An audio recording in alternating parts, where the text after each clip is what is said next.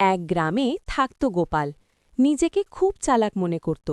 বুদ্ধি নয়, চালাকি দিয়েই সে সংসার চালাতে চাইত। তার বউ মাধবী ছিল সোজাসাপটা। গ্রামের লোকেরা তাকে বোকা বলত।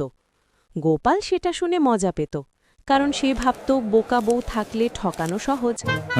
গোপাল প্রতিদিন বাজারে গিয়ে কম দামে জিনিস কিনে বেশি দামে বিক্রি করে বউকে বলতো, দেখো আমার বুদ্ধিতে কত লাভ। মাধবী কিছু বলতো না, চুপচাপ সব দেখত, শুনত, মনে রাখত। একদিন গোপাল ঠিক করল বড় চালাকি করবে। গ্রামের লোকদের বলল সে নাকি এমন এক যন্ত্র জানে যেটা দিয়ে এক রাতেই টাকা দ্বিগুণ করা যায়।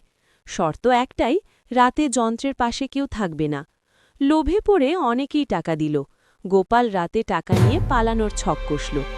রাতে সবাই ঘুমোতে গেলে মাধবী চুপি চুপি বলল, যন্ত্রটা কোথায় রাখবে?